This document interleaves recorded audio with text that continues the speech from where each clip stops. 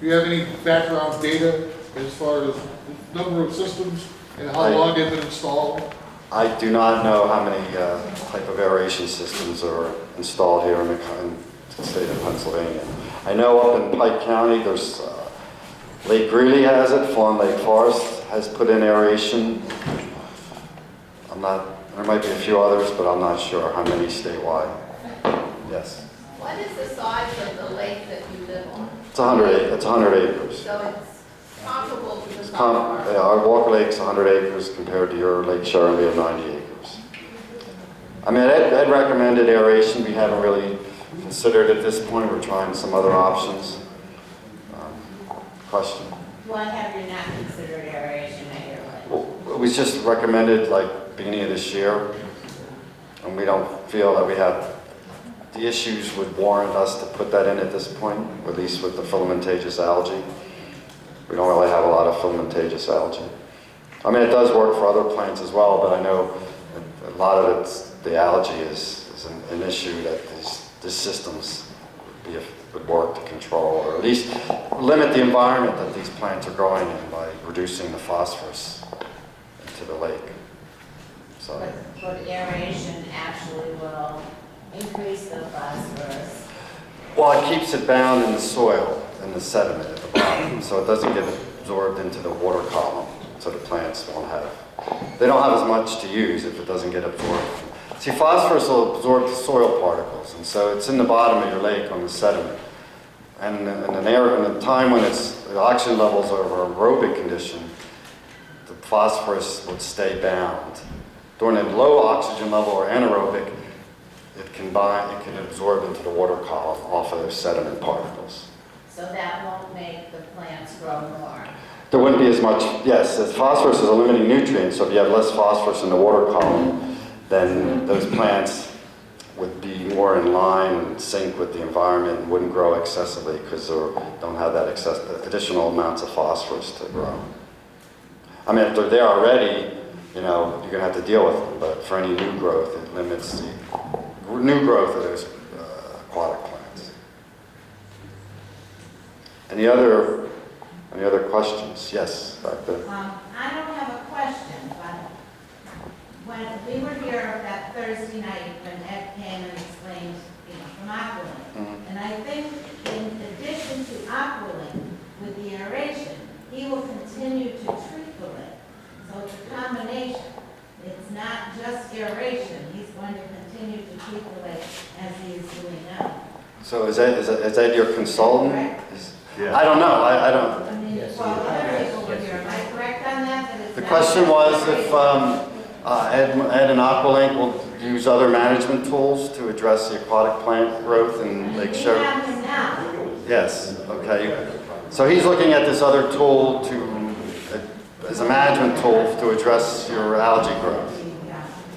Aeration. The aeration is well, that it's a tool. It's not the sole management tool. There are other tools, but There's an article here that was written and published in the local newspaper about Francis Slocum State Park, and it says the idea is to keep the underside of the islands well marked. This is an article that was in the Sunday paper, I'm not sure, six to 9 months ago. February. And this talks about the Francis Slocum State Park. And everybody that I've talked to thinks that the islands might be the answer. They're definitely cheaper than aeration. But in here it says, the idea is to keep the underside of the islands well oxygenated through aeration to increase the maximum nutrient uptake. So they're saying you need the islands with the aeration. That's what they're saying. That aeration is only just for the individual islands. It doesn't destratify the lake. No, the aeration's in the lake to just move the water so it goes up into the islands. But it's not down in the very depths of the lake, that aeration system. It's right at the very bottom of the islands. Say where it is, where it's at. Just as the aeration along with Question? that work properly. yes. If you put aeration in, okay, when the bottom of our lake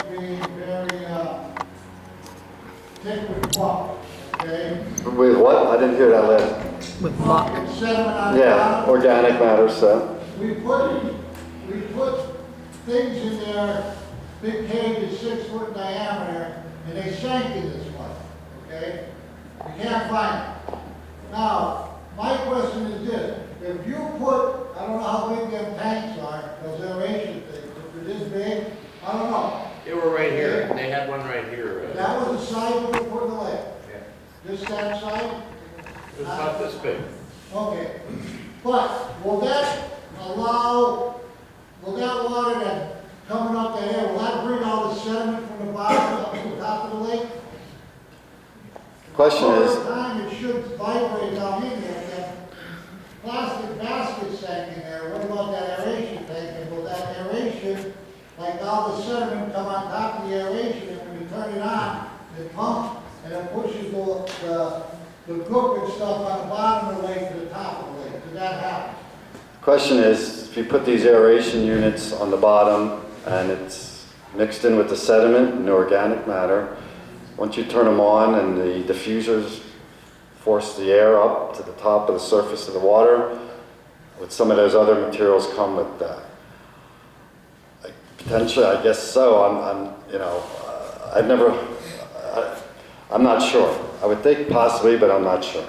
According I to think Ed that presented that, explained it. I think Ed explained it that it would rest on the top of the sediment and it would work it down to the bottom.